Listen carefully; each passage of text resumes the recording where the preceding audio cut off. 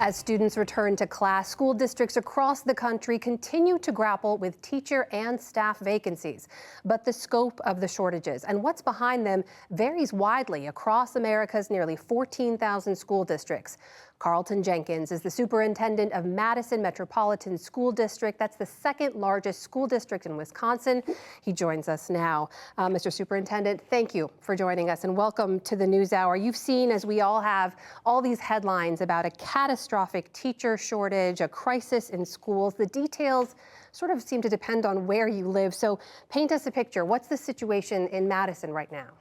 Well, I just tell you, in Madison, Wisconsin, we definitely are not immune to the teacher shortage or exodus, one would say, that we're seeing across the country. In fact, this year we had record number of vacancies. We had 571 that it peaked out at. And we've just been trying to do, as my colleagues, as we're talking across the country, everything we can to make sure that we market our district. But we really have a great city here in Madison, Wisconsin.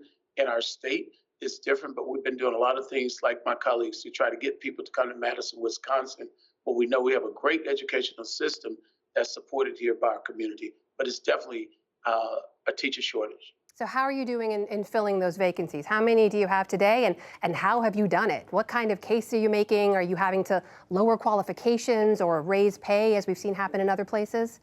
Well, one of the things right now that we're looking at is really an employees market. Just the historical issues of teacher shortages continue to go. In 1970, we had 200,000 individuals coming out ready to go into the teaching workforce.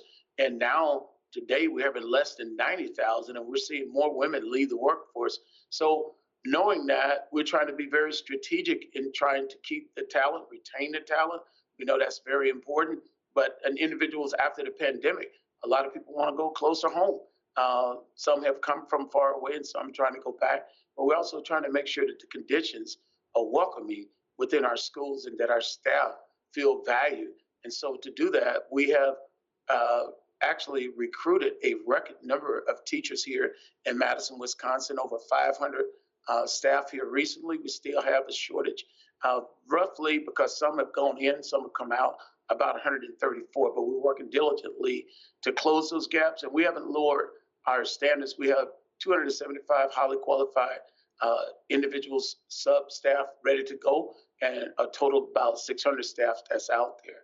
And we're just working together to try to make it happen.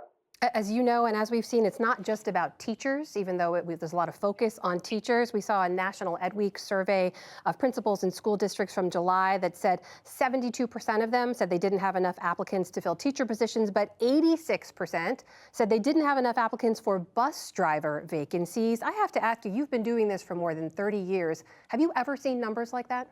Never. This is totally unprecedented. The pandemic has definitely increase what we're seeing in terms of just the vacancies. The last 30 months or so, the whole socio-emotional mental health piece has taken a hold on all of us. We've never seen it like this. Last year, we started with the bus drivers shortage, like many of my colleagues across the country. But this year, we're in better shape with our bus drivers. But we have to look at food service, all positions, and think about it differently and how we make everyone feel as if though they belong and create the best environment.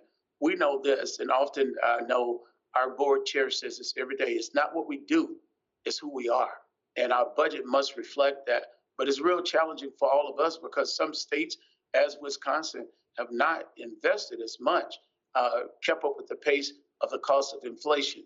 But today, I have to say we had a great surprise as our governor took the big step forward and coming in here and announcing that he's going to give $90 million to support this teacher shortage effort that all of us are going through. And he gave us great latitude on how we could use the money to help with the teacher shortage. So we're very excited today here in Madison.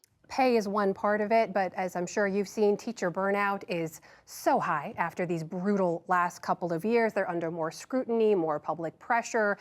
They're part of political attacks and debates now. You filled those spots for now. Are you worried about keeping them filled in the future? Well, first of all, we haven't filled them all. We're still working up until the last moment, and we're going to continue to try to recruit even once schools start. We've gone outside of the country. We have individuals who have come here from China, from Mexico, individuals from Spain, all across the country. But we do know this, that public education is just up under such a brutal attack. The polarization is really impacting the social, emotional, mental health well-being. I'm asking everybody just to chill out going into this year and really try to support your educators. I mean, all the educators, the food service workers to our SEAs in the classroom, teachers, administrators. That's really impacting our ability to retain people in education, high quality people, I must say. So I'm looking for everyone to really support us in that way. Carlton Jenkins, Superintendent of Madison's Metropolitan School District in Wisconsin, joining us tonight. Mr. Superintendent, I wish you all the best of luck as your school year gets underway. Thank you for joining us. Thank you for carrying the story, too. Thank you so much.